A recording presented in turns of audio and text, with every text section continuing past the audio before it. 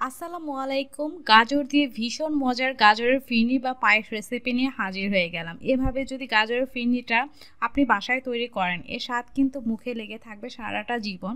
কারণ এই গাজরের ফিরনিটা খেতে এতটাই টেস্টি হয়, এতটাই মজার। তো চলুন গাজরের ফিরনিটা আমরা ঝটপট করে বানিয়ে নিই। এখন এই গাজরের ক্ষীর বা ফিরনিটা রান্না করার জন্য চুলায় আমি একটা পাত্র বসিয়ে নিয়েছি। 1 টেবিল চামচের মতো ঘি দিয়ে এখন এখানে আমি কিছু বাদাম কুচি আর কিছু কিশমিশ দিয়ে নিয়েছি নিজস্ব পছন্দ মতো। এখন এই ঘিয়ের মধ্যে এই ড্রাই ফ্রুটসগুলো একটু ভেজে নেবার পর এখন আমি এখানে দেখেন গাজরগুলো আমি এরকম কুচি করে নিয়েছি। 1 কাপ পরিমাণ গাজর কুচি আমি এখানে দিয়ে দিয়েছি। আর গাজরটা কিন্তু আমি বটি দিয়ে কুচি করে নিয়েছি। এখন খুব ভালোভাবে এই ঘিয়ের মধ্যে এই গাজর কুচিগুলো একটু ভেজে নিতে হবে। তো দেখেন এ পর্যায়ে কিন্তু আমাদের এই গাজর কুচিটা কিন্তু ভাজা হয়ে গিয়েছে, কাঁচা গন্ধও চলে গিয়েছে। এখন এটা চুলা থেকে নামিয়ে নিচ্ছি। চুলা থেকে নামিয়ে এ পর্যায়ে দেখেন চুলা আমি একটা পাত্র বসিয়ে নিয়ে 2 কেজি দুধকে জাল করে আমি 1 কেজি মতো করে নিয়েছি। সে 1 কেজি দুধের মধ্যে আমি আধা ভাঙা করে নেওয়া 1 মুঠ পরিমাণ পোলাওয়ের চাল দিয়ে দিয়েছি।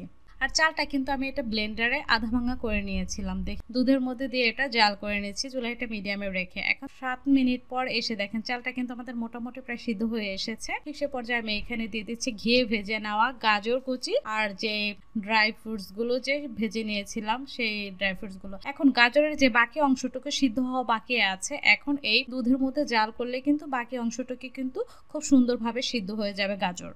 এখন এটা জাল করে নিচ্ছে, চুলা হিটে মিডিয়ামে রেখে জাল করে নিচ্ছি।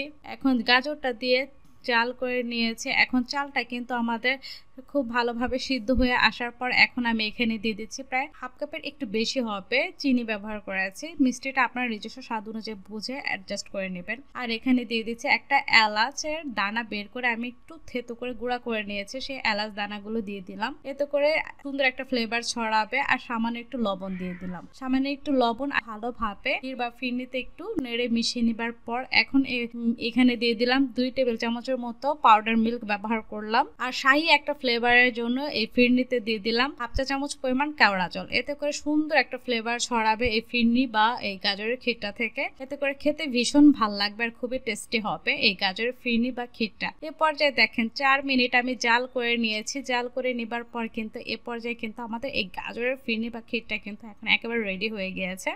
আর দেখতে কিন্তু মাশাআল্লাহ খুবই চমৎকার লাগছে, লুকসটাও কিন্তু খুবই সুন্দর লাগছে। দেখে নিশ্চয়ই বুঝতে পারছেন গাজর আর চাল কিন্তু প্রপারভাবে সিদ্ধ হয়ে গিয়েছে। আর ঘনত্বটা কিন্তু এখন একেবারে ঠিক আছে। খুব মিষ্টি সুন্দর একটা ফ্লেভার আমার ঘরটা জুড়ে বয়ে যাচ্ছে এই গাজরের ফিরনি বা ক্ষীরের। এখন চুলা থেকে নামিয়ে আমি সার্ভিং বোলে সার্ভ করে নিয়েছি। এটা ঠান্ডা হয়ে যাবার পর দেখেন এটা কতটা পারফেক্ট হয়েছে, দেখে নিশ্চয়ই বুঝতে পারছেন। আর এই গাজরের পায়েস বা ক্ষীর বা ফিরনিটা কিন্তু বাসায় আপনারা একবার হলেও ট্রাই করে দেখতে পারেন। গাজর ঘিয়ে ভাজার জন্য কিন্তু গাজরের কোনো প্রকার কাঁচা গন্ধ করবে না। এতে করে কিন্তু খুবই মজার হবে এই গাজরের ক্ষীর বা ফিরনিটার, খেতে খুবই টেস্টি। আর যখন আপনি এই গাজরের ফিরনিটা খাবেন বাইটে বাইটে যখন এই গাজরের কামড়গুলো লাগবে, আহা কি যে চমৎকার ফিলিংস হবে, সেটা গাজরের ফিরনি বা পায়েস বা ক্ষীরটা রান্না করলেই বুঝতে পারবেন। ভালো থাকবেন সবাই, আল্লাহ হাফেজ।